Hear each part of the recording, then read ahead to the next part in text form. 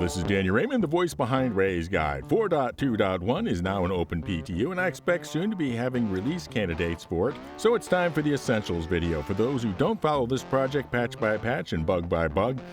And since today also starts a new Foundation Festival event with a free fly, there might even be more reason to share it around. And honestly, this is a release with few genuine essentials to know.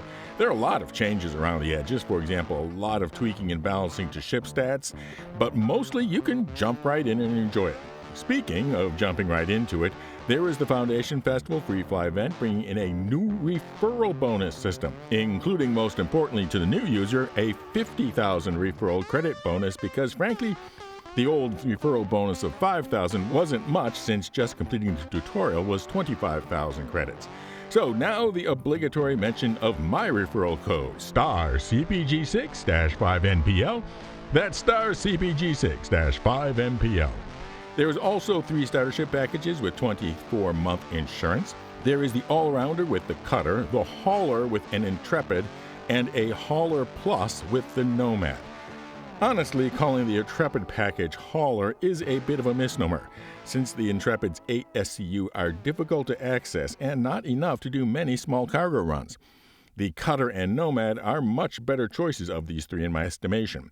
So, turning from the Foundation Festival to 4.2.1 itself, there is an event for the release which is called Second Life Resource Drive. And unlike the previous 2 releases' signature activities with the Hathor mining rigs in 4.1.1 and Stormbreaker Raid in 4.2, which are hanging around and you can continue to play them, the Second Life Resource Drive is lasting only until the next release. The event is very much like the Resupply or Die resource event that happened with 4.1, but with some differences. The first of the differences is that if you exceed Crime Stat 3, you lose the missions. So trying to win this event through piracy is not an effective strategy. There are, however, additional ways of getting resource credit. One is a mission to recover it from a ship that has been pirated and being held somewhere, such as Asteroid Base. Another is to escort a cargo ship that is traveling through dangerous places. So, unlike the prior Resupply or Die, there are official routes for more combat-focused players to participate. Second, this is a competition between the 4 corporate planets of Stanton, each of whose parent corporations are vying for a juicy UEE contract for the one who can show the best results. Those who complete the Tier 5 of results within the winning planet's corporation gets a secret 6th tier of reward. So, do you follow the crowd and see which corporation is going to get the reward, or do you go after the rewards of the planet whose colors you vibe with the best? Or do you do both? There appears to be nothing keeping you from completing more than one planet's rewards. Tier 1 rewards are a worker's jumpsuit and a color-coordinated multi-tool. Tier 2 is a set of strata armor with a matching Volt pistol. Tier 3 are paints for the Aurora, C1, and Zeus, and a Volt shotgun. Tier 4 are paints for the Raft, Freelancer, and Connie, and a Volt SMG, and Tier 5 are paints for the Caterpillar, Starlancer, and Hercules with a Volt rifle. Another big thing with the 4.2.1 release is that Wikelo has some major changes. Vehicle rewards no longer give you a random ship of that category. Rather, right from accepting the mission, you know which ship will be your reward at the end. This makes doing the Wikelo missions less like the much-reviled loot boxes and thus gambling. Another tweak to Wikelo is that apparently you can simplify completing a Wikelo mission by putting all the things in a crate and then placing the crate on the platform. Also, we are seeing some changes to make it a little easier to find the missions that you are looking for. First of all, the Wikelo missions are divided between ship purchase missions and item purchase upgrade missions, and also cargo missions past the qualification mission are divided between small missions and what are called supply missions. However, there is no division in missions between rookie, junior, member, etc., so it can still be quite a long list to find the mission that you are looking for. There are also the first hints at resource quality in this release, there being both Karenite and occasionally pure Karenite. And we are also seeing a steady flow of teases and leaks about the RSI Meteor as the next new ship, although there has been no official notice as to whether it will be for 4.2.1 or sometime thereafter. The Meteor would appear to be a variant of the Mantis without the quantum interdiction drive, but with a big pair of guns. It would appear to be in the same niche as the Guardian MX or the Banu Defender, a heavy fighter intended for capital ship escort duties.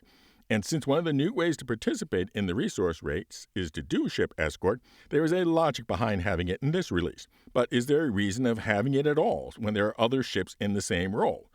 This is the RSI version, enough of a reason to sell it or to buy it?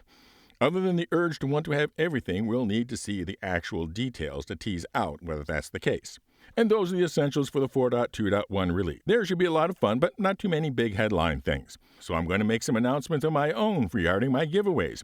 First of all, the Grow the Channel Ship giveaway has been moved up. Since the curve on memberships and subscriber growth is flattening, I'm going to instead give it away at Citizencon Direct this year. I'm certainly still going to have a giveaway at 20,000 subscribers, but I won't announce it until we are much closer to actually reaching that milestone, which is now seeming too far in the future to be much of an excitement generator. So I will be giving away the winner's choice of the Arasta or Banu Merchantmen at this year's Citizencon Direct, and I will be conducting the drawing as I always do by choosing a random video since the last Grow the Channel Ship giveaway, and then choosing among everyone who was a member at that time, video, or who commented with the secret word.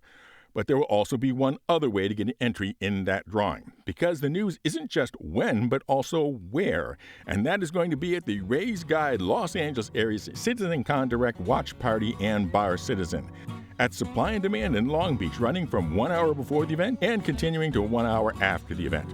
We'll be having the whole place to ourselves, and they will be selling food and drinks. So anybody attending this event will also get a bonus entry into the drawing.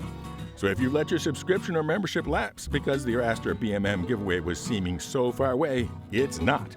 It's going to be even closer than the IAE Week giveaway for the shiny stainless steel Sirius shipping ship, the Starlancer Max, and I'll be announcing soon other details, such as how to obtain tickets and what special guests and contests we will be doing during the event.